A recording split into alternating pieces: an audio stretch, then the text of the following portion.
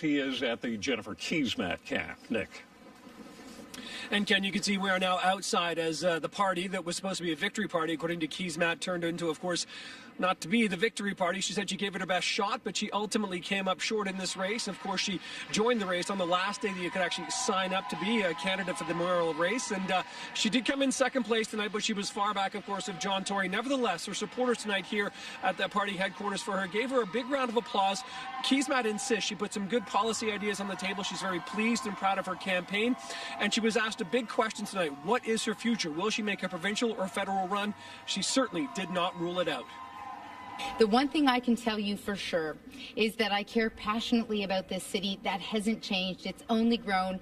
And there's a ton of work that we need to do to make our city better and to ensure that we are building the housing that we need so that everyone, young people, have an opportunity and a future here. I think it's safe to say that we haven't heard the last of Jennifer Keesmaat, not by a long shot, whether it's in this city or at a different level of government. She seems very keen. And again, she kept on saying that word, passion for the city of Toronto. So, Ken, we'll wait and see what happens next for her. In the meantime, she says she wants to get back to some family time, perhaps have a meal with her family, and then decide where she goes next. Reporting live, I'm Nick Dixon. Ken, it's back to you. Jennifer Keesmaat joins us now. Jennifer, a difficult evening for you, but you have a smile on your face. You must be happy about some things. What gave you pleasure during this campaign? Well, it was great to get out and talk to Torontonians, and it became very clear that there are many people who are concerned about the direction of the city, and there are many people who are very interested in a city that embraces bold ideas around addressing our housing crisis, addressing really what I would call a crisis in building transit, and also addressing the need for public safety in our city and safe streets. And it was, you know, running for office is challenging, but it's also an honor and a privilege. And of course, I would have liked a different outcome tonight, but I congratulate Mr. Tory, and I am grateful for the opportunity to really put a platform out there that is about bold ideas. And what are the bold ideas that you're going to be watching to see if they come to fruition?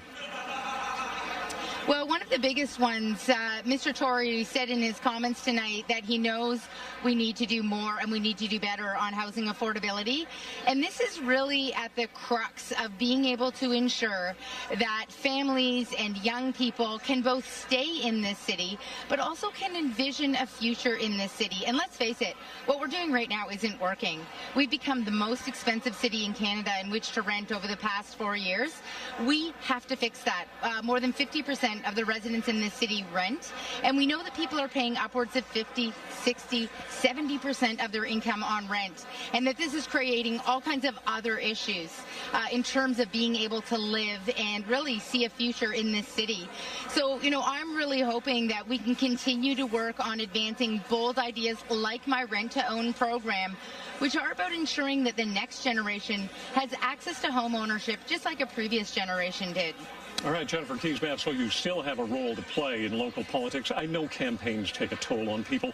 And it was an ambitious campaign. It has been a long evening. Thank you for spending time with us, and good luck with your future. My pleasure.